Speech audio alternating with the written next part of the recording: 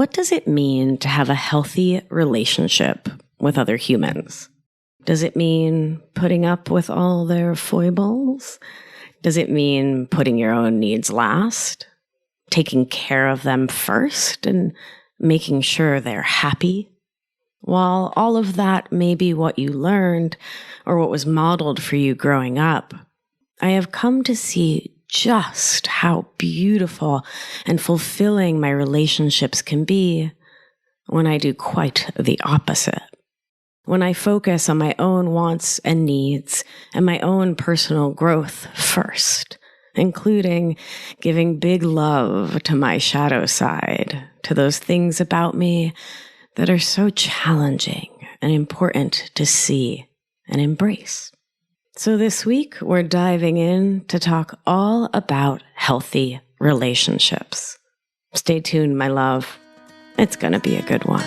You're listening to Feminist Wellness, the only podcast that combines functional medicine, life coaching, and feminism to teach smart women how to reclaim their power and restore their health. Here's your host, nurse practitioner, functional medicine expert, herbalist, and life coach, Victoria Albina. Hello, hello, my love. I hope this finds you doing so well. Things are really moving and shaking over here. I have so many exciting offerings coming up for you in 2020. A masterclass in May, day-long breathwork workshop on February 22nd in New York. I'll be doing another one in the early summer. Lots of evening breathwork classes and yes, planning that feminist wellness retreat for you all. It's so exciting. I'm also really curious, where is winter? This winter has been the most unwinter of my life. It has yet to consistently snow in New York City, which if it's going to be all gray and yucky out, I would at least appreciate some beautiful snow, but can't control the weather, can I? Yeah, it's been rather confusingly warm, but I have to tell you, as a hair-obsessed Leo, I am loving this humidity. My girls look great when it's humid out. Unweather related, I am loving hearing from you all. I love getting your emails and your DMs, and it makes me so happy, which of course is my thoughts about it, but there it is. I love hearing from you. And I'm so excited about all the questions I've been getting for the upcoming Ask Victoria Anything episode that I'm planning to do soon. So if you have a coaching question you'd like me to answer, email it to podcast@victoriaalbina.com and I'll add it to the list. I'm so excited that I get to answer your questions. So today, as we continue a self-love month here on the Feminist Wellness podcast, I want to talk about healthy relationships. And I'm going to take a slight spin on what you might be anticipating. So for a second, I started musing on making a sort of how-to for healthy relationships. It would include things like be true to yourself, communicate directly, focus on your own healing, don't try to control others, that sort of thing. And all of that's incredibly important, but I actually want to go deeper today. And I do promise to circle back with my top tips because who doesn't love a how-to guide? I love one. That said, do you want to know the secret how-to tip for having a healthy relationship? If you're a regular listener, you guessed it already, right? The key is learning to manage your mind and regulate your nervous system.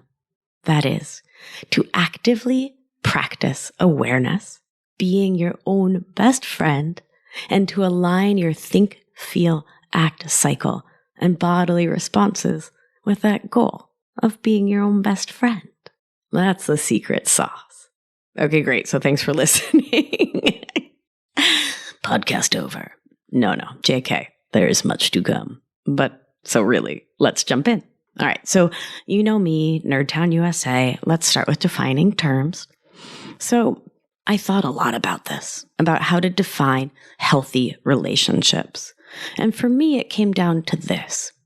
It's impossible for anyone other than you to define it for you because it's such an ever-moving, ever-shifting thing in this life. At some point in life, a healthy relationship can look like spending tons of time with someone where you're feeling this really deep connection. And other times, having a healthy relationship with that same person can mean not seeing them, taking a break from hanging out, keeping a healthy distance. And maybe at some point, that's the way for that relationship to be its healthiest. That is, for it to feel best in your body and to serve you and potentially the other person in the best possible way. Relationships ebb and flow over time, and what might be healthy at one point is not at another. And different relationships feed us in different ways. So for example, when I'm with my dearest friends, with Becca, Elia, Aisha, April, our healthy relationships look like immediately baring our souls and going super deep and talking about like our soul's purpose and the complexities of living under late stage capitalism and how we're working on healing our trauma and our codependency right now, what phase the moon is in, how we're feeling it, how we're living out our attachment styles. I mean, we go deep and we hold that safe space for each other always. And then there are folks in my life with whom I have a more surface relationship. Conversations tend to be about the weather, surface things about work, that kind of thing. We don't go deep in the same way, but there is love and caring between us. And it's okay for our relationship to be what it is. It can still be an exchange of real sweetness, or it can really just be that surface thing where you see a certain coworker at the fax machine. Oh my God, does anyone actually have a fax machine? I mean, I do, but but right, like you see a certain coworker at the printer and you chit chat, and that's your relationship, right? So whatever kind of relationships you're thinking about, relationships that are in your life, it's okay and natural and normal and fine for them to be things that fill a different role in your life. And the roles of different people can change and shift over life. And what I find really important in all of my relationships is having thoughtful, healthy, self-loving boundaries, which I talked so much about in episode 5. And that is really so key for me in having a healthy relationship with any other person. So what I aim to do here today is to talk about what having healthy relationships means for me and how I see this theme playing out for my life coaching clients. And it's pretty easy for me to say what an unhealthy relationship is for many or even most of us. And I want to pause to be very clear about this from jump. Things like non-consensual hitting, non-consensual name calling, attempts to control someone's money, movement, time, contact with loved ones. These things are abuse and abusive, and they are never okay in my world. So that is not what we're talking about here. I'm not ever talking about managing your mind around those things. Not at all, ever. In those situations, I urge you to connect with resources to support yourself, which I'll link to in the show notes, and to get out of those situations. So, having said that clearly, putting those kinds of actions and behaviors aside, I feel like I need a deep breath. Let's take a deep breath in and out.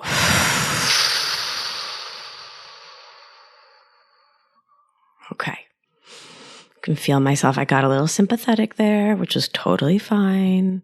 It's okay to have a nervous system that moves into different states and creates different stories in your body.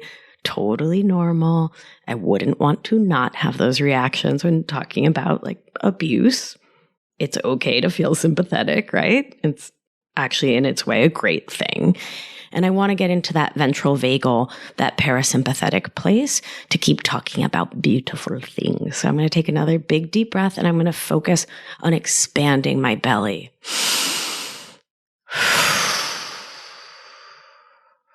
Okay. I feel my physiology calming, which creates space in my mind for smart cognition and to talk to you with love about smart things. Okay, so much of what makes a relationship feel healthy and fulfilling is about how you choose to see it. An important starting framework, and one I talk about an awful lot here because it really matters, is that of adaptive and maladaptive behaviors.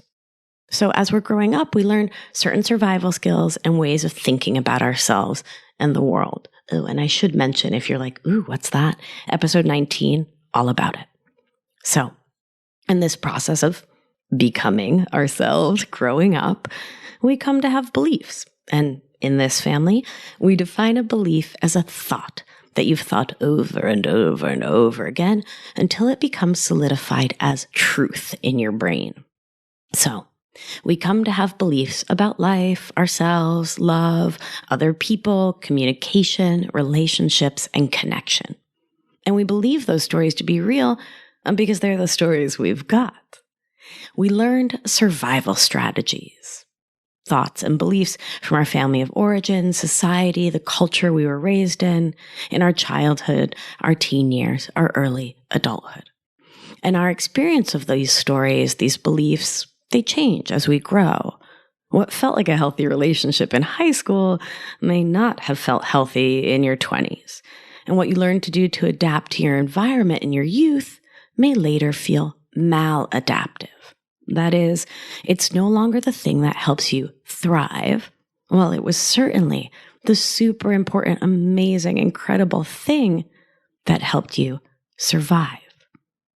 And one of the things you may have learned was to have a certain relationship with your feelings, to feel them in really big ways, to stuff them down, to deny them, to not express them, or to express them at the drop of a hat. And I want to encourage you to get into a flow state with your own feelings. That is, the energetics of the thing. When we're talking about relationships, the energy is so important for me. And as always, being in touch with your feelings, those movements of energy through your body, is so vital. And finding the way to not feel overwhelmed by them, to not tell the story that they are too much, or that it's a problem that you are not in touch with them, but rather to find that homeostasis, that place of equilibrium in the middle where you recognize that your feelings are your most important teachers.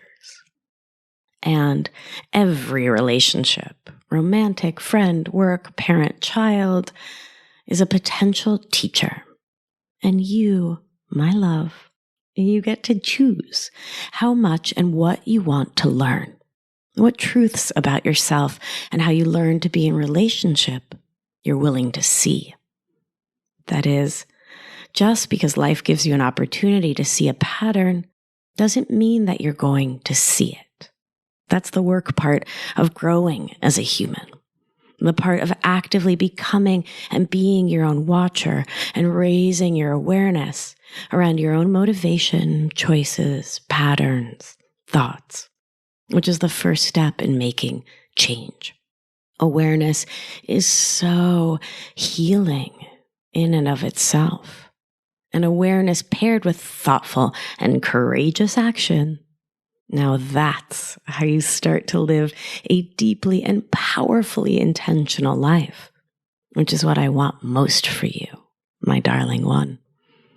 And listen, seeing these patterns in our lives and our relationships, it's a lot of work and it's challenging for sure. But is it not more work and more challenging to continue to be in relationships that do not serve? To continue to live out the same painful patterns? I know it was for me.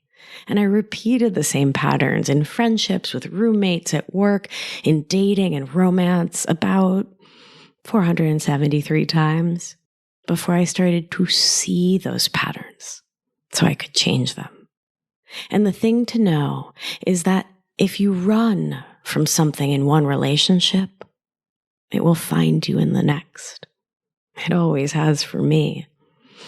The things that come up in relationships, the challenging things, that is your own shadow side. A concept from energetic and shamanic and other healing traditions, and found in Jungian psychology, that refers to the unconscious parts of our personality that our conscious self, our egos, do not identify with or do not want to identify with. These are the parts we don't want to see. And what lurks in your shadows is not always a negative thing, not at all, but it's the hidden thing. Like how I didn't realize that my thought habits were to be codependent, to people please, to focus on external approval seeking, until I started doing thought work and energy work and started to see those habits in myself and my relationships so clearly. And all this shadow, this is what comes up in relationships. Relationships are amazing mirrors that way, which can make them powerful vehicles for personal growth and potentially amazingly challenging and painful. And those patterns you're seeing playing out, that's your stuff. That's your ancestral stuff, your corner of the collective unconscious that you get to choose to heal if you want to. And I want to let you know that you are resourced. You are capable and ready to face those patterns if you want to. These patterns are the things that you are here to process if you want to grow and to decide how you actually want to show up in your life for your own sake. So we all get to choose every step of the way.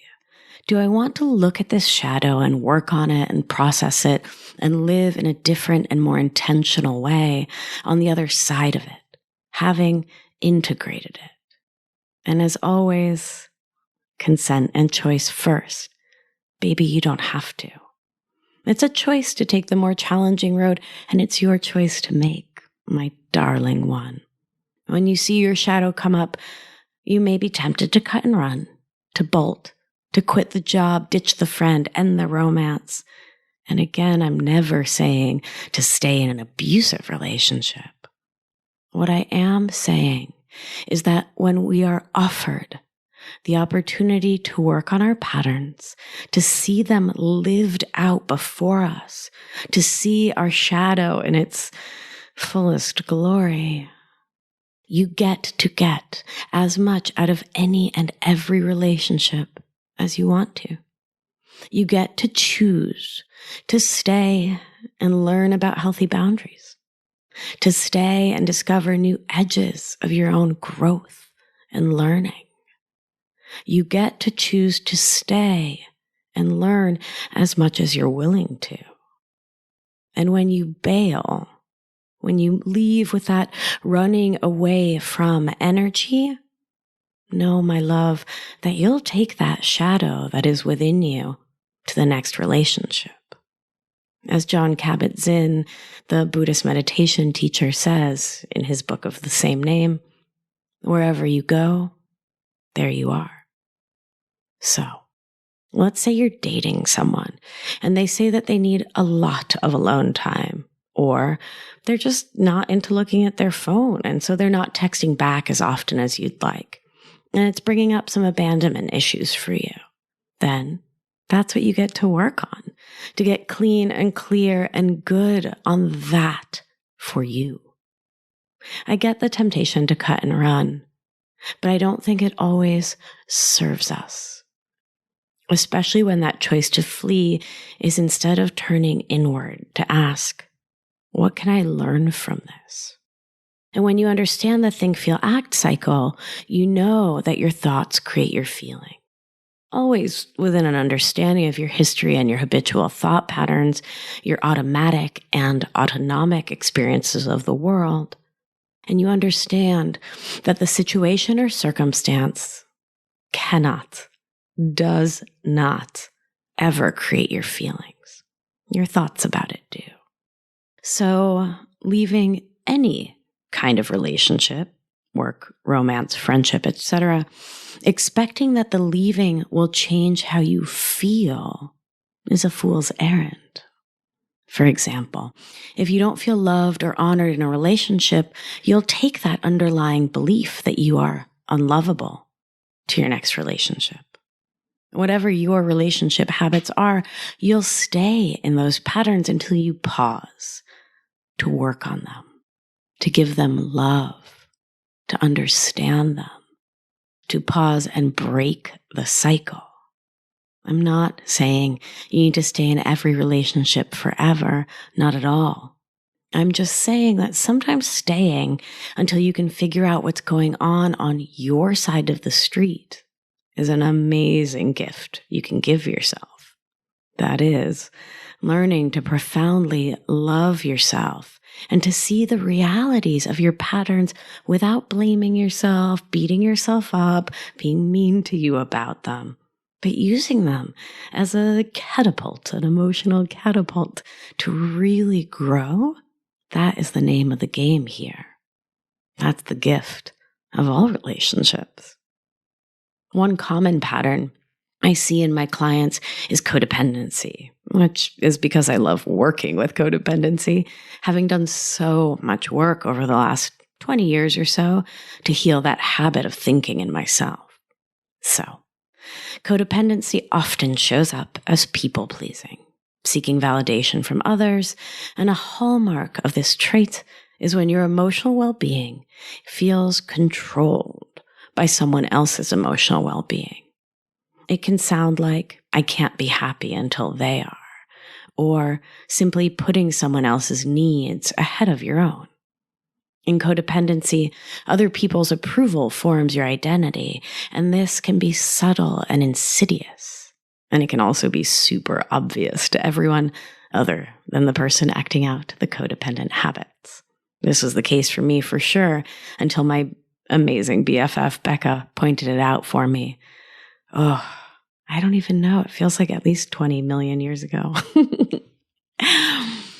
So if we're defining codependent thinking, sort of writ large, as basing your own joy, happiness, and other feelings on whether other people approve of you and your choices, your thoughts, your emotions, if we recognize the profound pattern of looking for approval outside of ourselves, of wanting and trying to please others above pleasing ourselves, then one of the hallmarks of this thought habit is wanting and expecting other people to make you happy in return.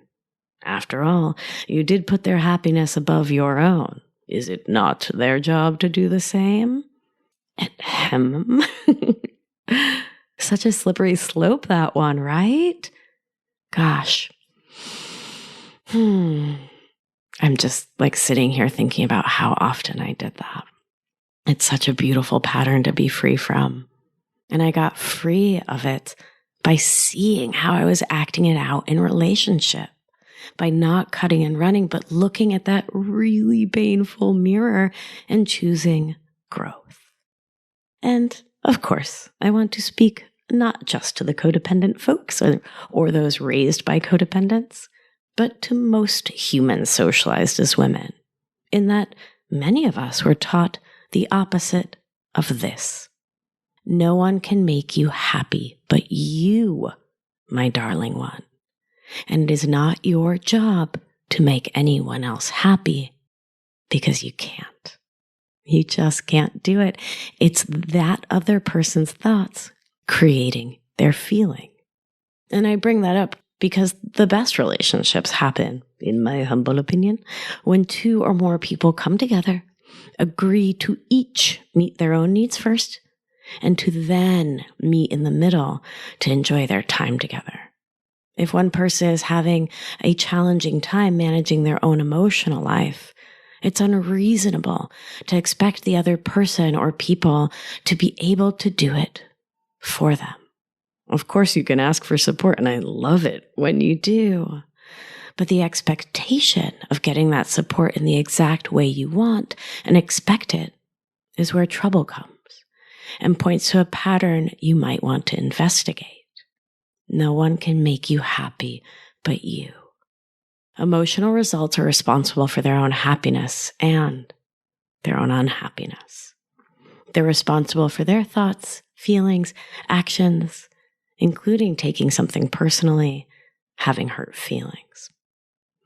Clients often tell me that they worry that if they're the only one responsible for how they feel, they might relinquish responsibility for the way they treat other people, that they might become a selfish meanie pants. In my experience, the opposite is usually true. When you act from a place of emotional adulthood versus emotional childhood, which I talked so much about in episodes 23 and 24. When you're in emotional adulthood, you don't act in mean, unkind, or cruel ways because you're not trying to control others or get them to behave in a certain way. You're no longer attempting to control the uncontrollable, other people, places, or things. It's that attempt to control other people's thoughts, feelings, or actions that lead us to raise our voices, to say cruel things, to pout or whine or act out of alignment with how we most want to show up for our human lives. Trying to control others doesn't work. Trust me, I tried it for years. And it causes pain and tension in relationships. Instead, we can learn to stay on our own side of the proverbial street, letting other adults live their own lives on their own terms, allowing and holding space for them to behave however they want to, releasing our judgments, taking responsibility for everything that is yours and nothing that isn't, and staying in a relationship when you have something to learn, and lovingly bowing out as an adult, taking full ownership and responsibility for your thoughts and feelings when things truly no longer serve you. And my love, I want to pause to say that pleasure, joy, companionship, camaraderie, these things matter. It's not all about shadows and suffering, not at all.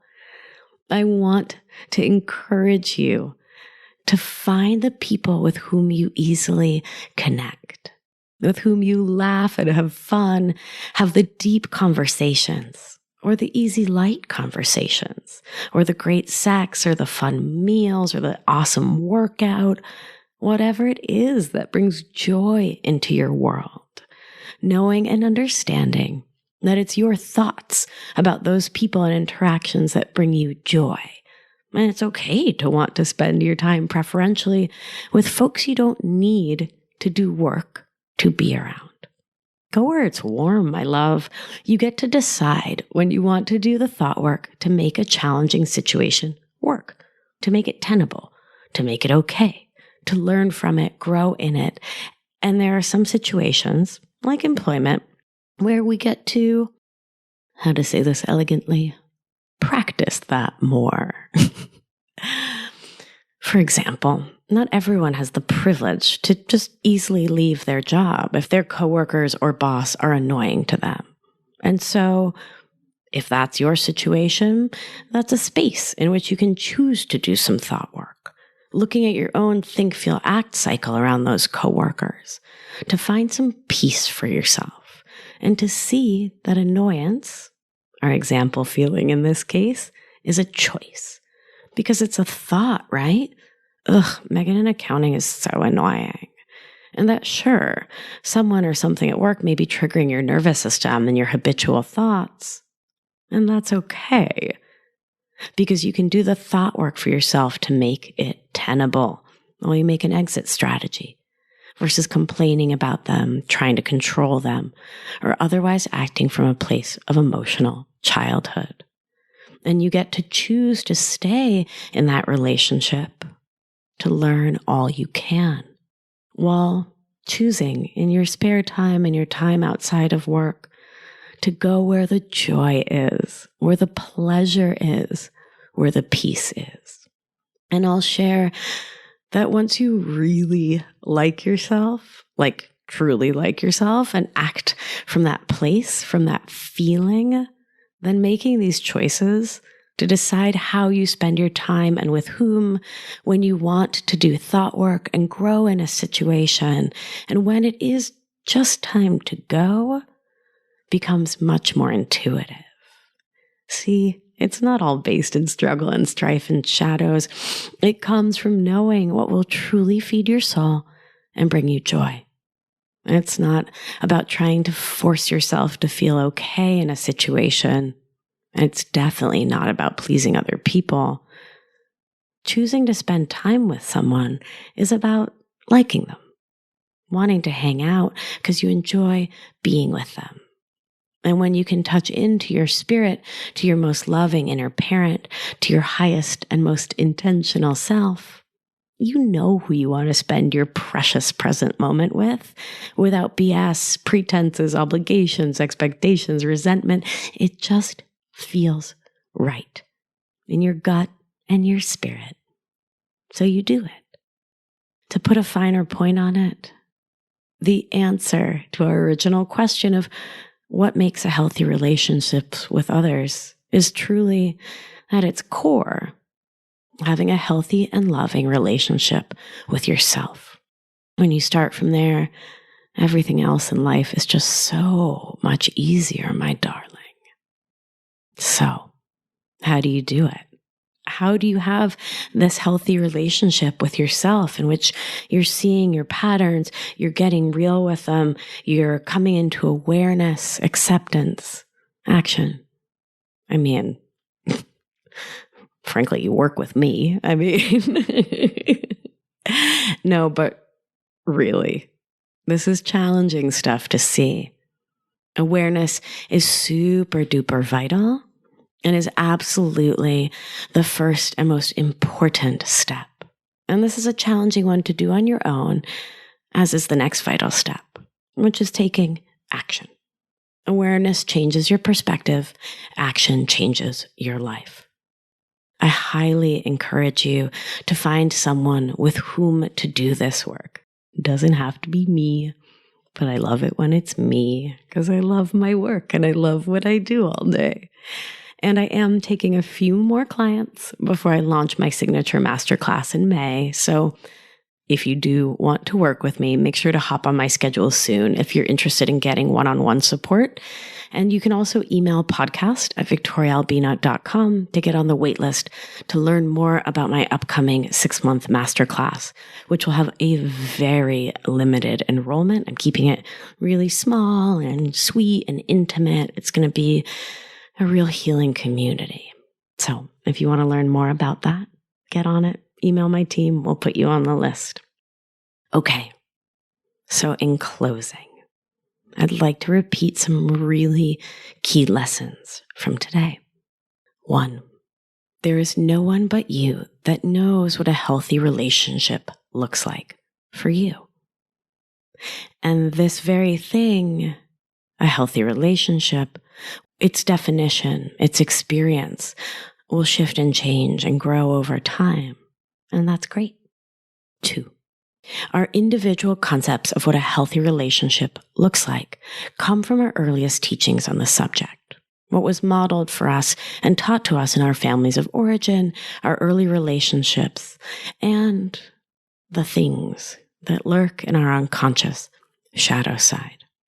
3, challenging relationships are our greatest teachers, and you always have the choice and the opportunity to ask yourself what you can learn from any situation for your own self, your own evolution, your own growth.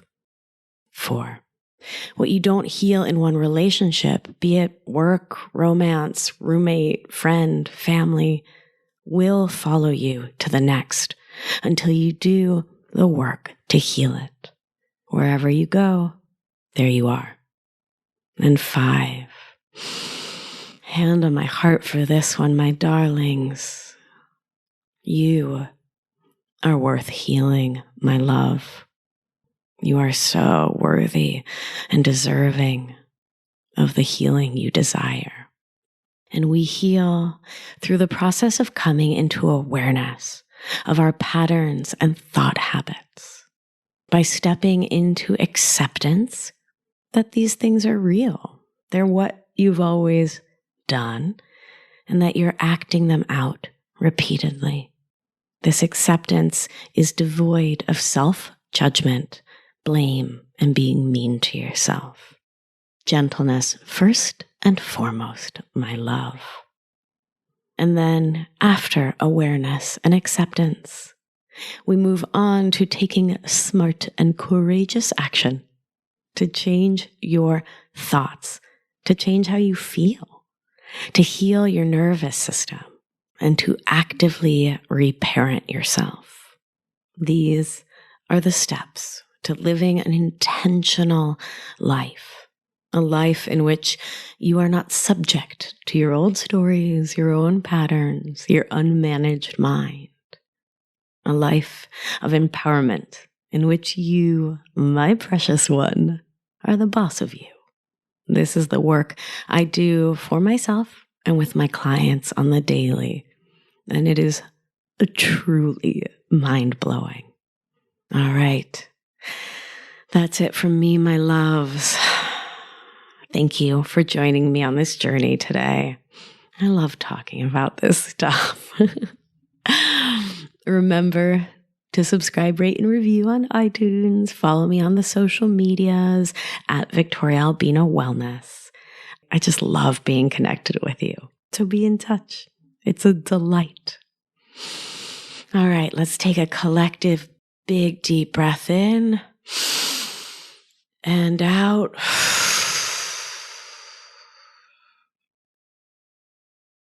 Remember, you are safe. You are held. You are loved. And when one of us heals, we help heal the world. Be well. I'll see you next time. Thank you for listening to this week's episode of Feminist Wellness. If you like what you've heard, head to victoriaalbina.com to learn more.